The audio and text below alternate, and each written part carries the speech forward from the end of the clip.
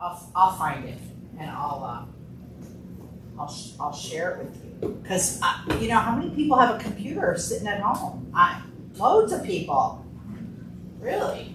Anyway, welcome everybody. I'm Kathy Bailey, in case you don't know who I am.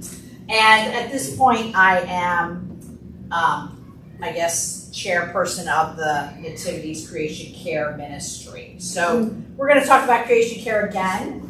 But this time I'd like to tell you about Green Faith, which is an organization that I've been working with. The Lehigh Valley Green Faith Circle, I'll tell you a little bit about that and what we're doing, and what our Nativity Creation Care Ministry is involved with. So please, very informal, shout out, whatever you like is good.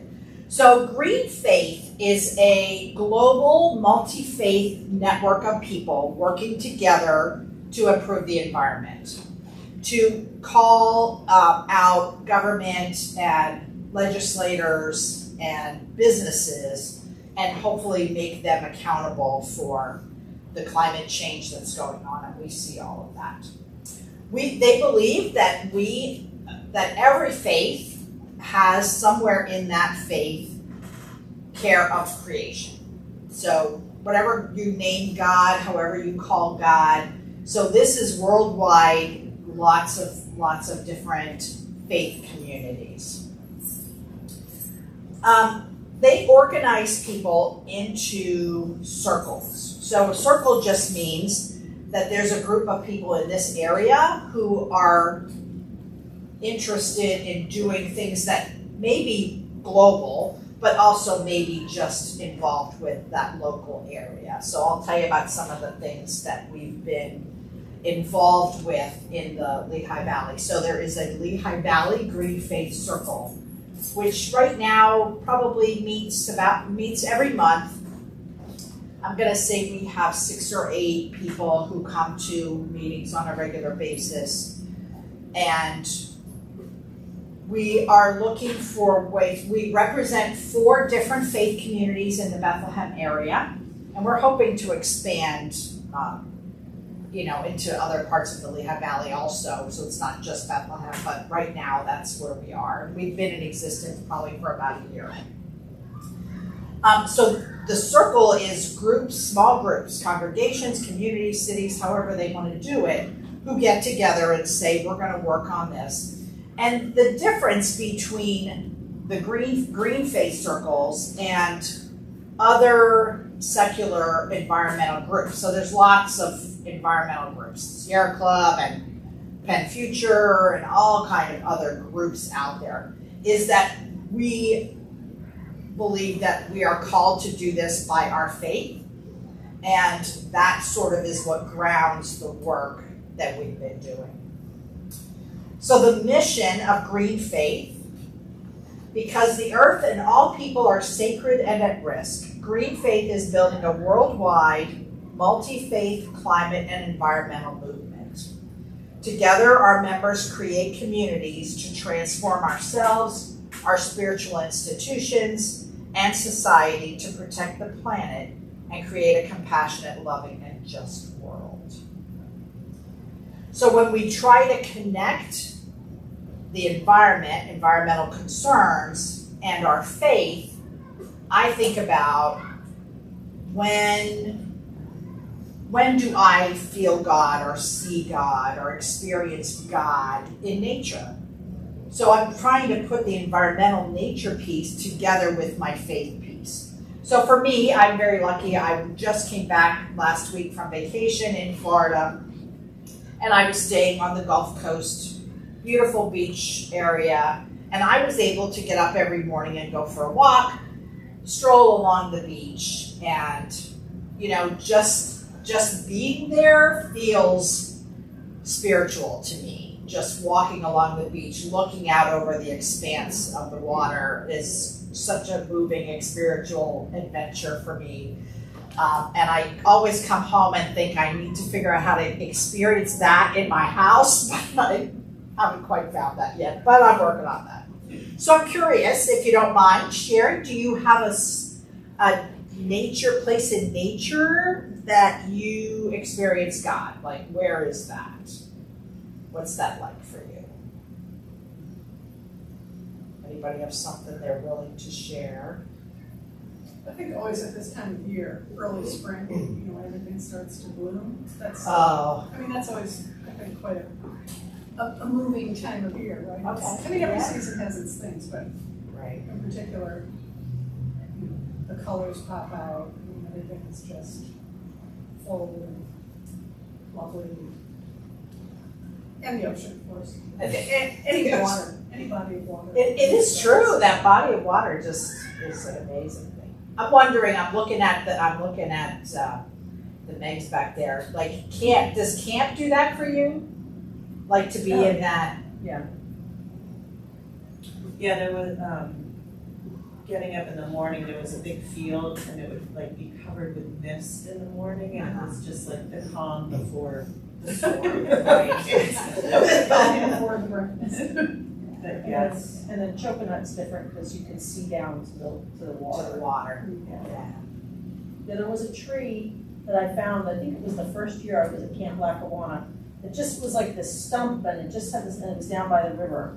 And I used to go down there and it was quiet and I could see the river. And then I think the tree fell over. I mean, it was a big tree. Yes, that happens to them. I guess that's even part of nature, right? Even when the tree falls over. But it was this root, you'd sit on this root. Anybody else? Yeah. Yosemite moved me when I went to Yosemite. Oh, It yeah. made me gasp. Wow. Pretty cool. So we came from outside of Philadelphia where you rarely saw stars at night unless, all the sign, all the things the line bring. But here we can go out on our deck and just look up and some nights it's just so clear and so many stars. I feel that connection and Yeah. besides Sure. And I'll just tag team her in the morning when I go to let the dog out again, because where we came from, we have a large field on the side of us, and I'll open up our window and we see deer, seeing deer, fox. We have a resident groundhog that's very healthy, but just seeing that, and I'm just amazed as wow, God created this, and it's really beauty. Yeah, for me, doing environmental work, I need to keep that connection of God and creation, and that really makes the work so much more meaningful as opposed to just picking up trash on the side of the road kind of stuff.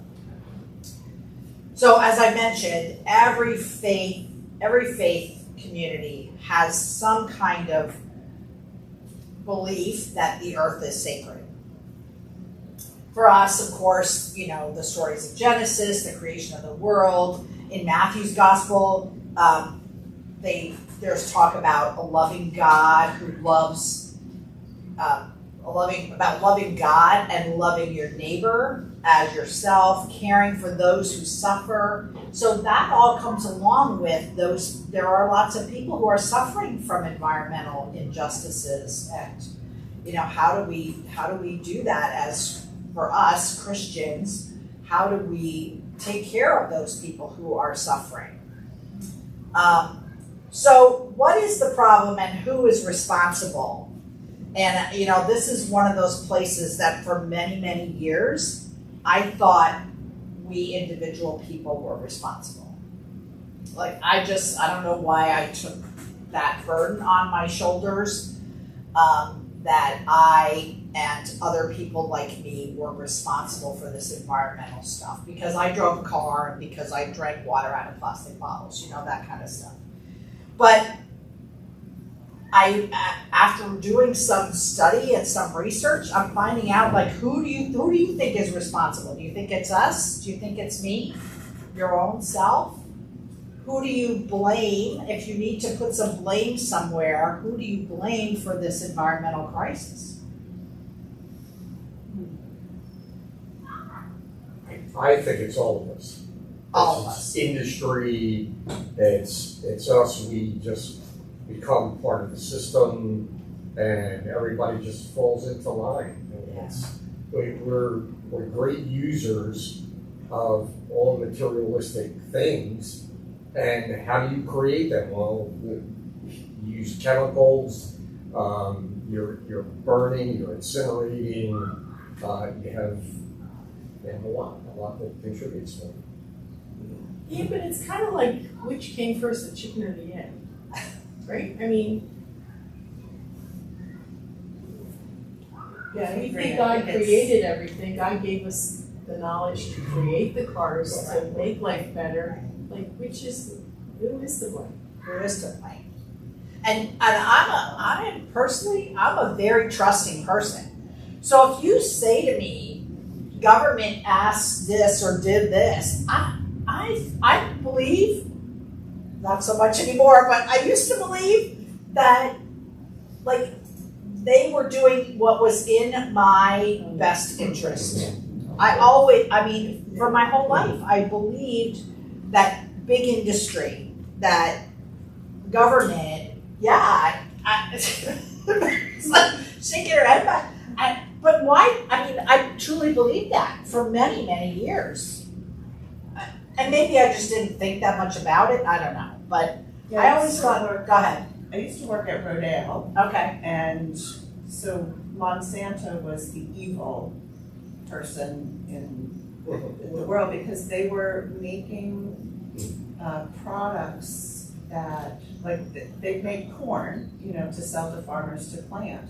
But they were making the corn so that it could not germ or whatever. Like, you couldn't take seeds from those corns and plant. And that was part of what farmers did forever. Right. It was calculated into their whole economy. And they made it that you couldn't replant anything from Monsanto. It's just big industry, and they are just, how can they milk as much out? Right. Yeah. But also, I think a lot of things that started out as we thought for our well-being or convenience, after 50 years ago, we realized, oh my gosh, there's this other side of something that's really got these horrendous ramifications that no one ever thought about. And, like canned food or, processed food, ooh, good, you don't have to do X, Y, Z. And then years down the line, you went, oh, and the salt and the this. But, initially, it didn't seem like they were a bad idea. Initially, it seemed like it was solving some problem.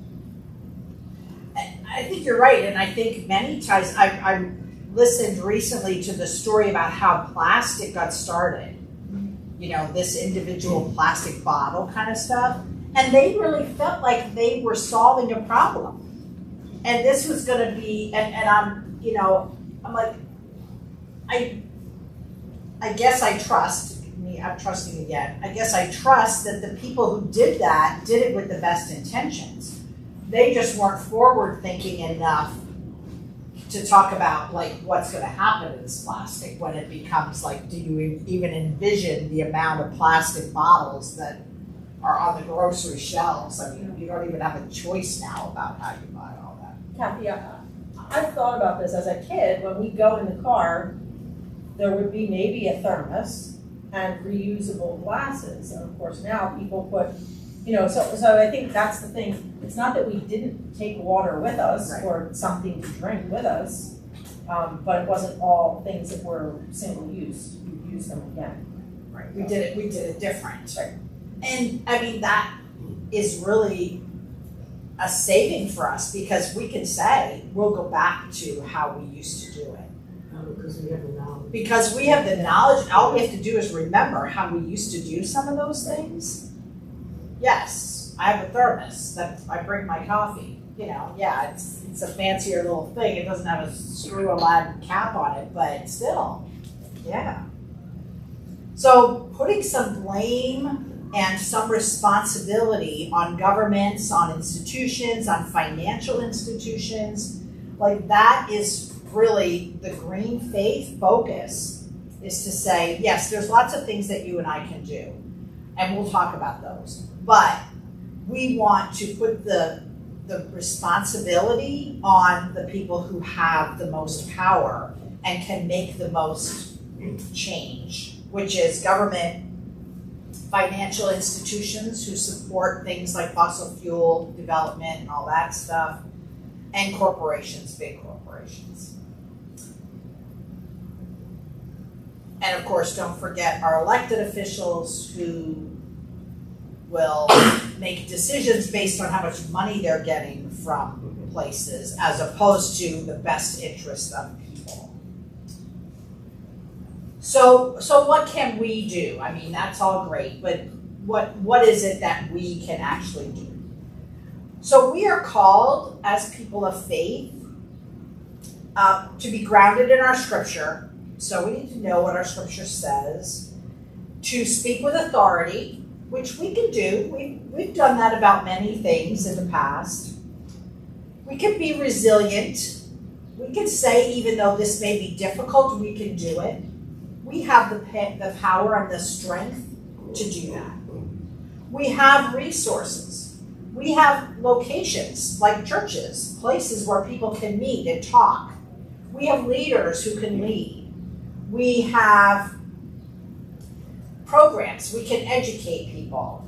We can worship that will inspire us. So we have all those resources around us. So as a faith community, we can really draw on all those resources that we have. And it is our moral obligation to do that. As people of faith, it is our moral. We want to resist harm. We want to work for change. We want to help and build a new sustainable world.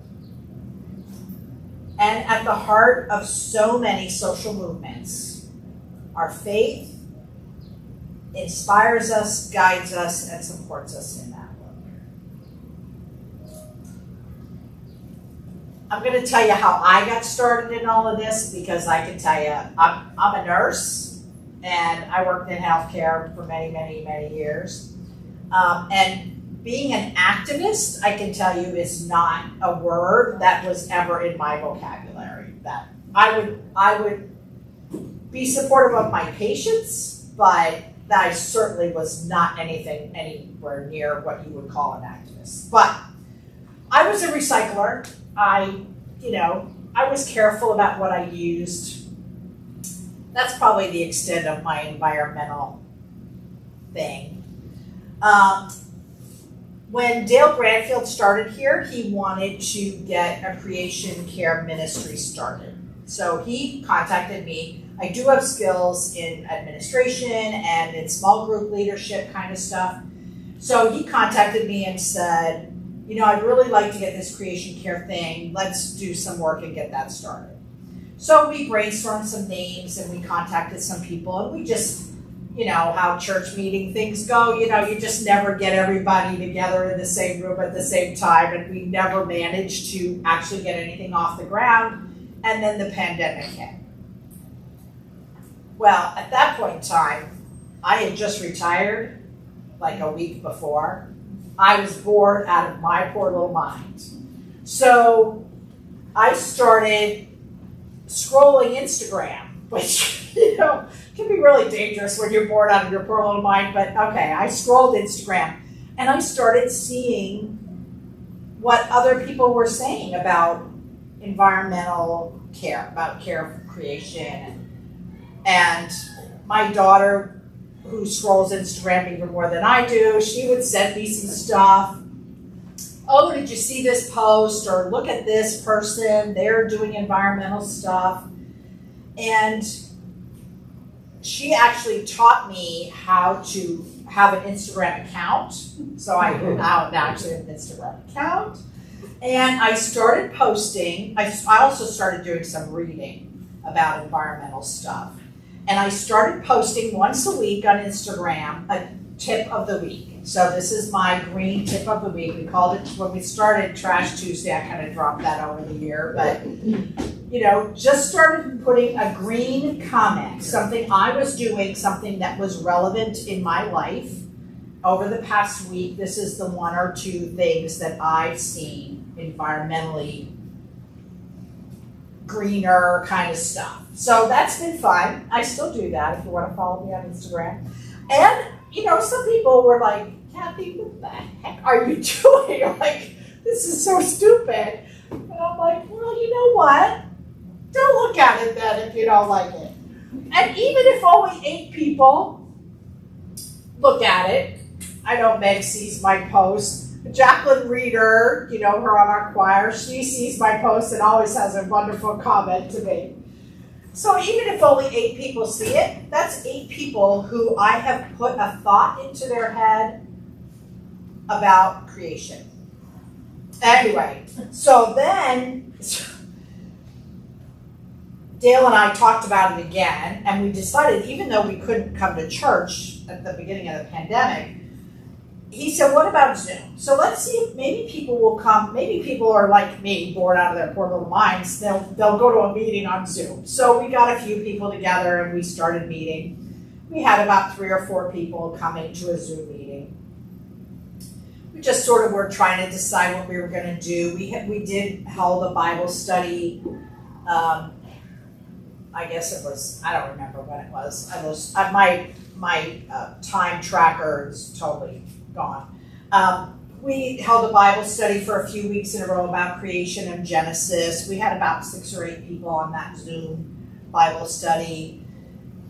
And then we talked about, since we were meeting on Zoom, could we join with Trinity Episcopal Church on Market Street? So, you know, they had, I know their rector is Pam Payne, and she is a Green Faith Fellow, which means she's done a year-long training with the Green Faith program. So I contacted her and I said, I wonder if your creation people want to get together with ours, and it just would make a bigger group, and maybe we could do things, you know, a little more since there'd be more of us. She thought it was a great idea. So that's how she brought this Green Faith organization to the group. So that group has since evolved into the Lehigh Valley Green Faith Circle. So that's sort of how I got started and how things got started here. The Lehigh Valley Green Faith Circle, I just want to tell you a couple of things that we've been doing. So the first thing we did, and this was probably a year-ish ago, we held an action hour. So again, we were, you know, meeting on Zoom, and Green Faith was supporting the Anishinaabe Nation, which is in Wisconsin. There's a company in Canada who was building an crude oil pipeline called Line 3, is what it was known as. And it was going through this Anishinaabe Nation and ruining their rice fields, which was their cultural income, was the selling of wild rice from these rice fields. And the Anishinaabe people had a treaty saying that nobody was going to touch this land. Well, this company from Canada got people in Wisconsin to just sort of ignore the treaty and continue to build the Line 3, which goes from Alberta, Canada through to Wisconsin. Well, so Green Faith was going to actually send like 500 people to Wisconsin to actually stand there and, you know, I see it on the movies. I've never done this before. You know, like chain yourself to the place that they can't get in. You know, people got arrested, picketing, and all this kind of stuff. Well, I wasn't there, but what we did was we got on Zoom. There was about 10 of us. We learned about this Line 3 and what was happening. We wanted to stop the construction of Line 3, and we prayed. And then we phoned or emailed the White House asking President Biden to stop construction on Line 3. I have to tell you, my stomach was in such a knot.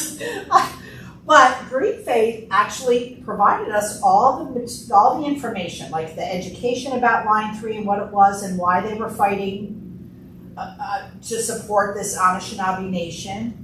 And what you would say if you were on the phone, like there was a whole script, what you would say, like you could copy and paste this email and email it to legislators everywhere and all the people who were voting. So it was really a different kind of experience. And in an hour, we sent 10 emails, well, 10 of us sent emails to, I don't know, 40 some legislators in the area. And we all called the White House and told President Biden that we wanted him to stop Line 3. I'm sad to tell you that as of today, Line 3 is up and functioning. That did not work, but I want to also tell you that the company, Enbridge is the name of the Canadian company that built that Line 3. They were responsible for the worst oil spill in the United States. 1991, Line 3, the original Line 3, ruptured, and there were 2 million barrels, I think it's barrels, 2 million gallons, 2 million gallons of crude oil were spilled in Minnesota. I know, that's kind of 2 million when Line 3 ruptured 1991. So they had to rebuild Line 3, which is what this construction was, rebuilding Line 3 in a different place to carry crude oil. So as of right now, Line 3 is up and functioning, and it moves 760,000 barrels of crude oil per day along over 1,000-mile pipeline. So dangerous stuff going on out there. And we tried. We did what we could. And then, so. Okay, excuse me, real quick. Was that for consumption in Minnesota, or was that for industry to refine it, to manufacture either gasoline? I think it's crude oil, so I think it goes to refineries. Okay, right. I think this is at least Yeah, that's my understanding. I am certainly not an expert in any of this. No, I got it. Yeah, I think that they say crude oil, so I think that's what that means. Right. We weren't tanking it out of the country. No, what they were doing is, if I understand it, they're sending it through the pipeline. The pipeline is then going to the refinery. Right. To the refinery. Right. Crude oil. Once they have the crude oil, they can do whatever they want with it. Right, and then it gets shipped to wherever it's going after they do whatever chemical something they're doing.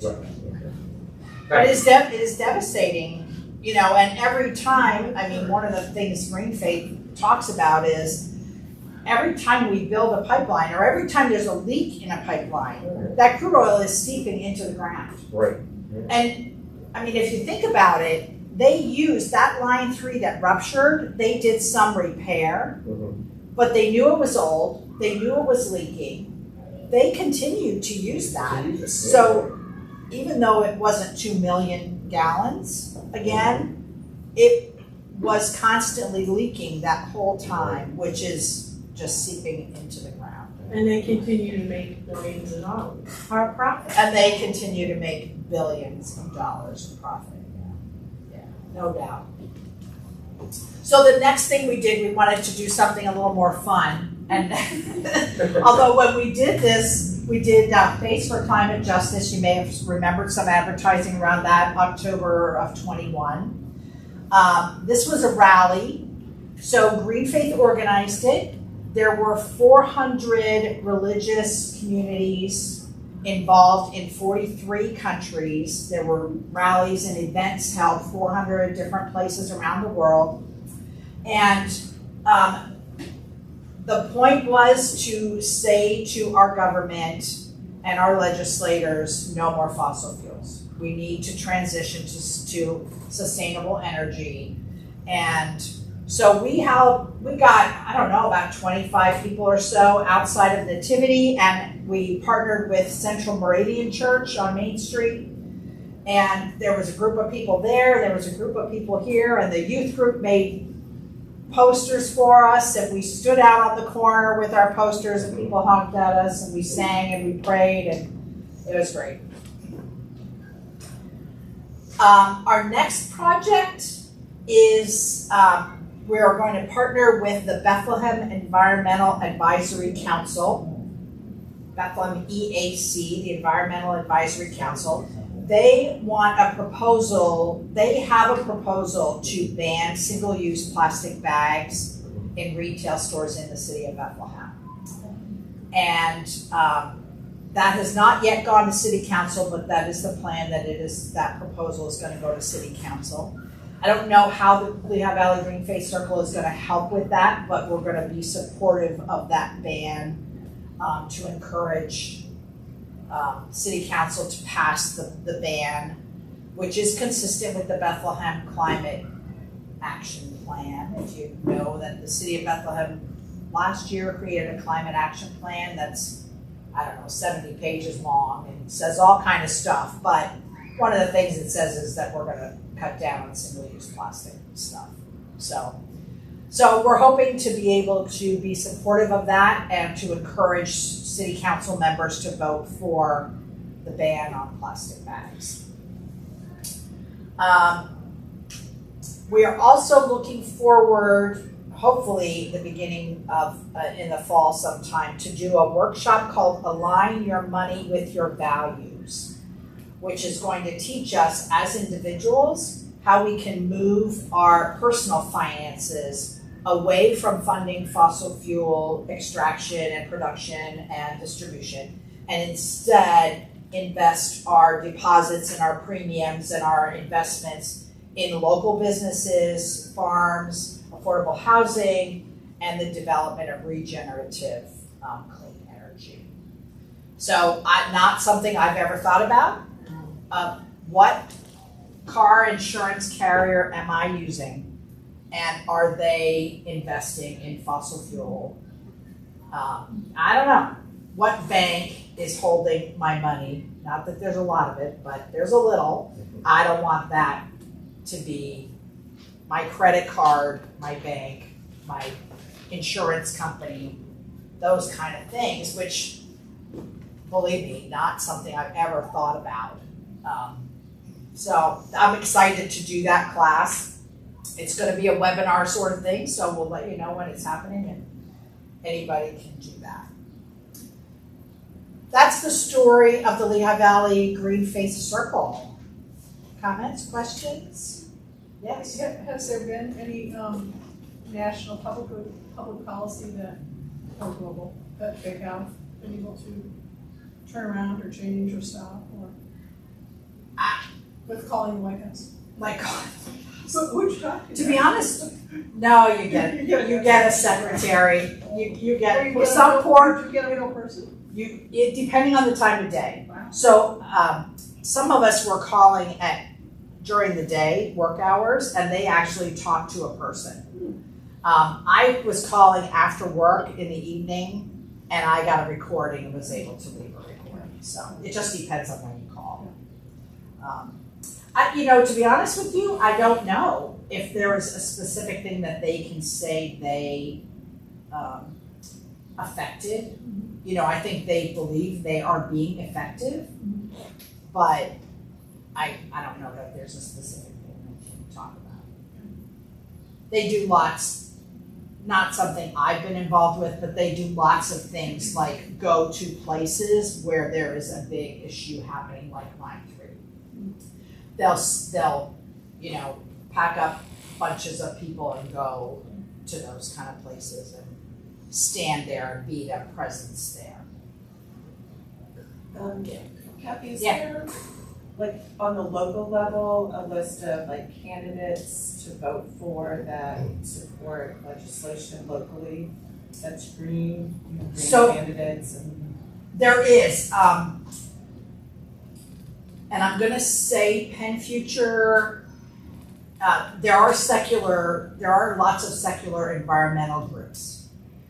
My caution to you is if you put your email to any of them, you will get more emails than you could even possibly imagine. But they have said that they're endorsing certain candidates. Green Faith is not, Green Faith is worldwide, so they're not focusing on specific locales. But I'm not saying that's not something that the Lehigh Valley Green Faith Circle could look at doing.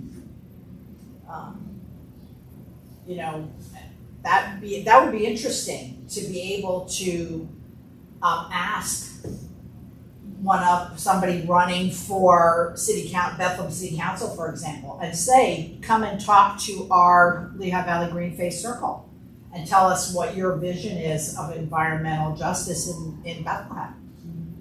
Yeah, or something like that, or even Pennsylvania. Whoever's running for the Senate or legislature in Pennsylvania. So good idea. Thank you for suggesting that. But I'm pretty sure the secular groups do have people they support, and you'd have to go on their websites and search and find that kind of information. Other comments? I do want to tell you just a couple of things that's happening here at Nativity. So we do have a creation care ministry. We're meeting every 2 or 3 months or so. We haven't got a real set schedule at this point in time. And we're working on ways to make the church greener and our campus. So current programs, you've all heard about plastic recycling, plastic bag recycling. We continue to do that program with Trex.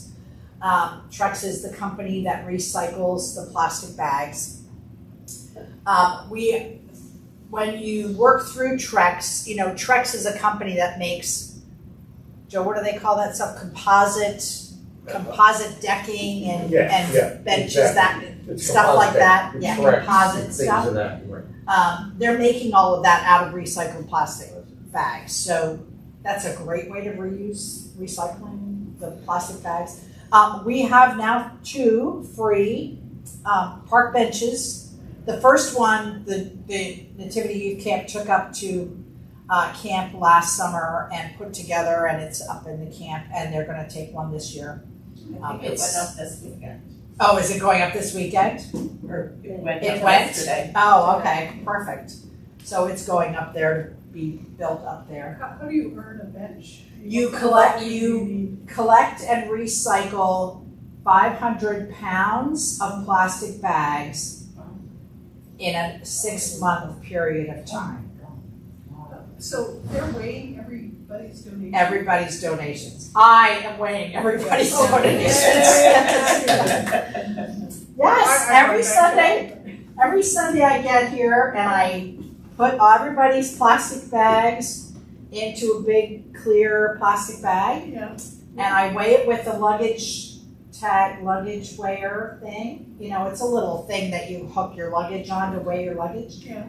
Connie and Draco bought that for me. Oh. And weigh it and keep track of it. And then I throw it in my car and drop it off at the Weiss on Crawford Road. Oh, so they collected there? They collect it there, yep. Central Moravian is doing the same program for the Moravian churches in Bethlehem. They have a lot of benches they got weighed, but they got like 4 churches that are all doing it together. I think actually our friends at the Quakers are going to start dropping their plastic off here too, because they want to participate, but they don't think they can get enough. Just in that small community, get enough plastic. So I said, just bring it here, we'll manage it. So yeah, I drive it over to the Weiss every Sunday. Drop it in there, drop it in the back at the loading dock. And then I go online and tell them how many pounds I dropped off, and they add it up, and if we get to 500 in 6 months, we get a bench. So they just trust your weight. They do trust our way, Yeah. yes, yeah. Do you have any solutions for recycling, the little styrofoam trays? Because that is such a... Nobody is recycling styrofoam. I know. The best you could do is find a preschool or an elementary school that's using them for paint projects. Yeah. That's the best we found, and that didn't happen very well. I mean, I don't have enough of it to make that worthwhile. So, yeah. That's a killer. Other things we're thinking about is batteries. How do we recycle batteries? You can do that, I think, at Lowe's. So I've got it working on the details of that. Getting our housekeeping staff to not buy new bottles of hand soap every time we run out of hand soap in the bathrooms and stuff, making sure they're either go to something that's not plastic or refill those. And there is a refillery,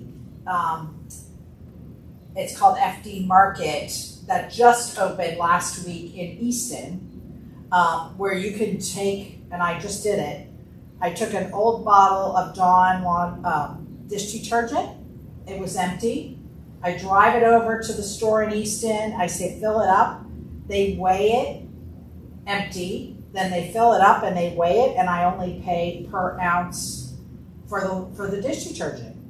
Who's dish detergent though? Whatever they're selling, yeah. Whatever they have. Like if you want a Dawn again, they would fill it up with Dawn? No, no, whatever they have available, I didn't ask. Yeah, I don't really care. Yeah. You could ask what dish detergent they're getting. Yeah. It seemed fine. How about the lights? LED lights, yeah, LED lights. The tube ones, they're fluorescent. Yeah, fluorescent, yeah. Again, that's on our list of things we want to delve into. It takes us figuring out whose budget is coming out of and how to get to the property committee and figure out who's going to do that and what are we exchanging it for. Are you talking about changing out the How- lights I here have- or no, I recycling? I have. Oh, you one mean that's burned recycling? out, and I'm like, it's just there, because I don't know what to do with it. Doesn't Lowe's take? I think Lowe's, I think you can take that to I Lowe's. think so. The other thing is, there's a market, an Italian market in Quakertown I like to go to. I like to buy their things, and they always put it in a plastic container. So I asked them, if I bring my plastic container back, will you put it in mine? Sure. Good. Okay, so that's another thing, then I have to remember that. You have to remember to I bring just it. keep them in the car. Yeah, like Yeah. bags.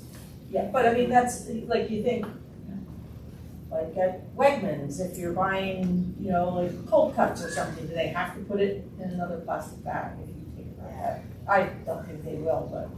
That I don't know whether they would Well, the do health that. department, I mean, I have gotten, I reuse, like if I'm buying loose food, vegetables or fruit, I'll take my own plastic bag and use that to, most things I can just do without a plastic bag, like apples or oranges or something, like I don't even bother with the plastic bag. But, sometimes broccoli, I always try to put in a plastic, that makes a mess in my reusable shopping bag. But anyway, yeah, be creative. And I do have to confess to you that I was on vacation in Florida, as I mentioned, and my friends and I decided that we were going to do takeout. We weren't going to eat in the restaurants because of COVID and concerns about exposure and stuff. And, the one thing that wrenched my heart was how much plastic and some cases styrofoam the whole takeout industry is using. And I just, I don't know the answer to that, how to avoid some of that, But there too, that's something you can reuse. I mean, I can't. The plastic last ones, time I yes. bought the leftovers and take them. Yeah. You don't even eat that much takeout, but I just keep using them. Right. Yeah, I do None of too. the lids fit each other. Yeah, that's the gimmick. That's the gimmick. Because Yeah. it's like, plugs for your phone. They want you to buy theirs. That's exactly right. So I have a But question about, Let me just add, but I did talk to when our youth group was doing the spaghetti dinner.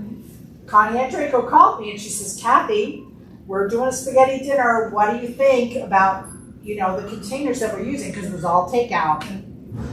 And I was able to research and find some at least biodegradable containers, and they did buy some of it, that put the spaghetti in plastic, but the rest of it was in a biodegradable.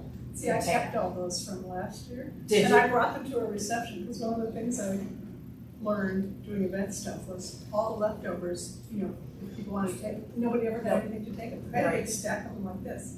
Everybody was so excited. Wow, that's, well, we I thought these containers are gonna come in handy someday. We did that at the homeless shelter. When we would serve dinner at the homeless shelter, somebody always showed up with a bag full of old takeout containers and said, here, let's use these to distribute the food that was left over. It's the same in this kitchen though, there never used to be, I don't even know if there are any leftover containers, you know, something. It would They always- just cleaned in there, so Right. there's probably not anything in there Yeah, now. but they definitely can be. There could you be, know, sure. reused. No, there are, in Yeah. that closet, there. Yeah, yeah. We cleaned it and organized it. Yeah, thank goodness.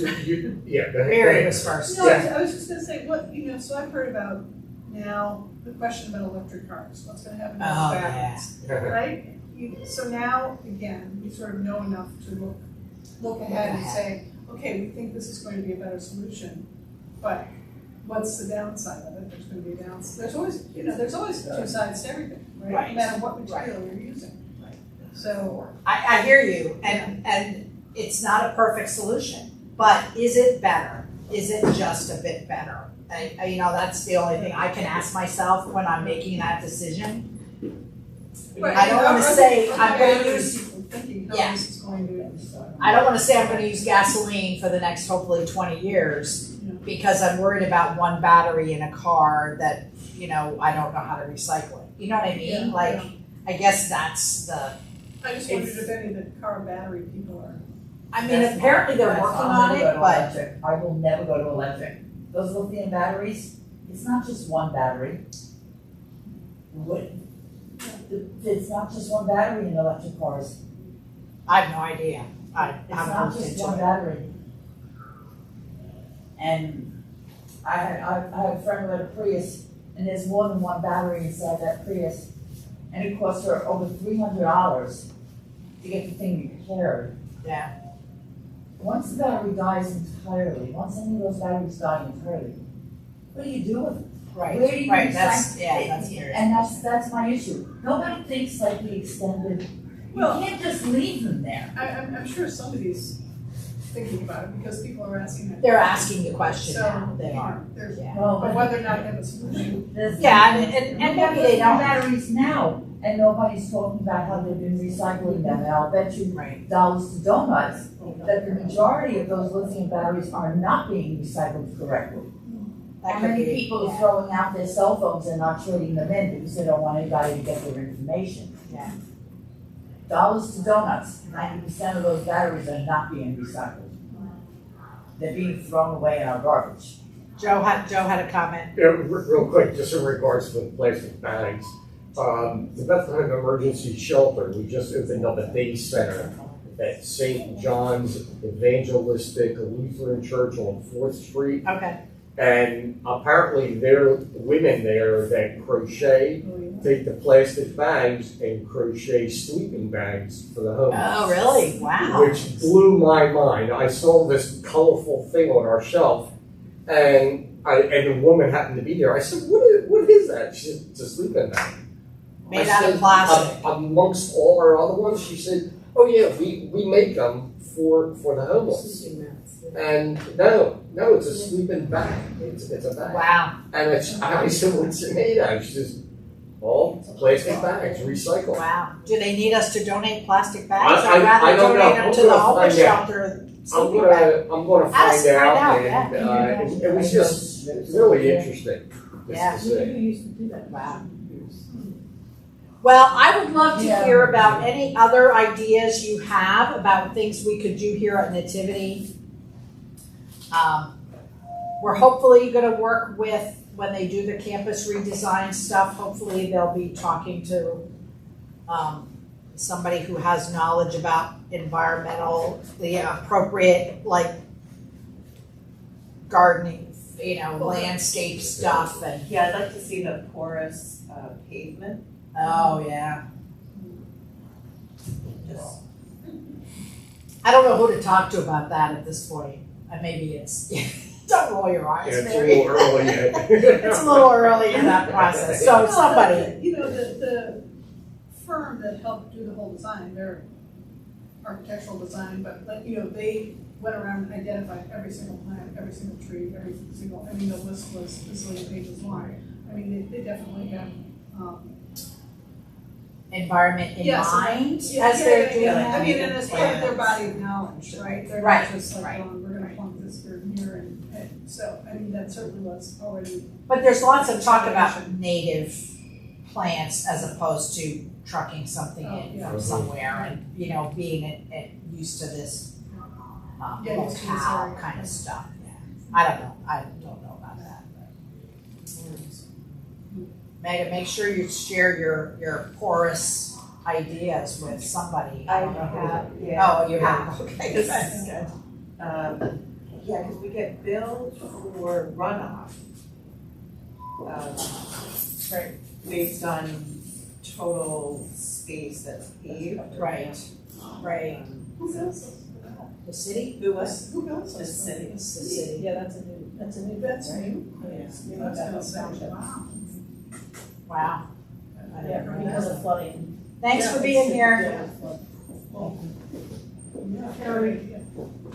All right, well, thank you so much. Let me know if you, thanks. Good. Let me know if you have ideas or if you're interested, if you want to be part of it. At this point, we're just trucking along.